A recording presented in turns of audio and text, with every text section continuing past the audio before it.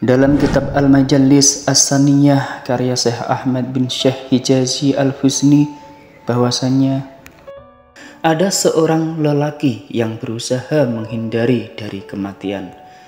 Pada suatu hari malaikat maut yakni malaikat Israel datang menghadap Nabi Sulaiman bin Dawud alaihissalam. Tiba-tiba malaikat Israel menajamkan pandangannya dan mengerahkannya kepada seorang lelaki yang duduk bersama dengan beberapa tamu Nabi Sulaiman. Namun tak lama kemudian malaikat Israel pergi. Laki-laki itu bertanya, "Wahai Nabi Allah, siapakah dia?" Kemudian Nabi Sulaiman menjawab, "Dia adalah malaikat maut."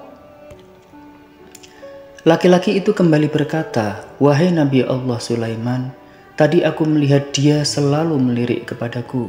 Aku menjadi sangat takut. Jangan-jangan dia hendak mencabut nyawaku. Tolong selamatkanlah aku dari cengkeramannya."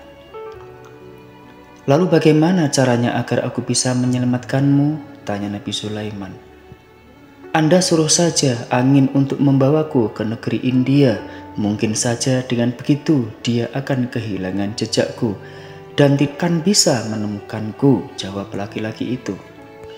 Alhasil kemudian Nabi Sulaiman alaihissalam pun menuruti permintaan lelaki itu dan memerintahkan angin untuk menghantarkannya sampai ke ujung negeri India dalam waktu yang cepat.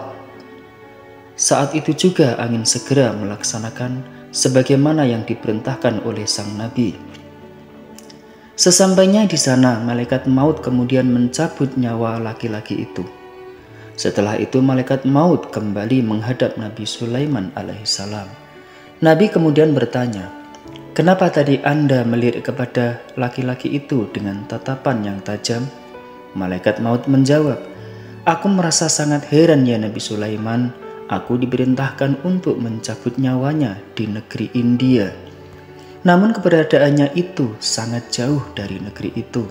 Hingga akhirnya tiba-tiba ada angin yang membawanya sampai ke negeri itu, lalu kucabutlah nyawanya di negeri itu pula, sesuai dengan apa yang telah ditakdirkan oleh Allah Subhanahu wa Ta'ala."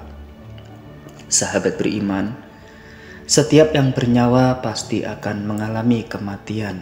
Setiap manusia tidak bisa menghindar dari takdir dan kematiannya, karena itu sudah ketetapan Allah Subhanahu wa Ta'ala. Bagi manusia yang takut akan datangnya kematian, mungkin ia bisa hanya berdiam diri. Ia mungkin bisa hanya berdiam diri di rumahnya untuk menghindar dari kematian. Namun, jika telah tiba saatnya ditentukan kematian untuknya, niscaya malaikat maut akan mendatangi tempat di mana ia akan mati. Di tempat tersebut, begitulah rahasia kematian yang hanya Allah saja yang tahu. Bahkan dalam kisah ini malaikat maut pun tidak mengetahui kematian seseorang. Kalau sudah ditakdirkan, pasti kemana dan dimanapun akan tetap mati juga.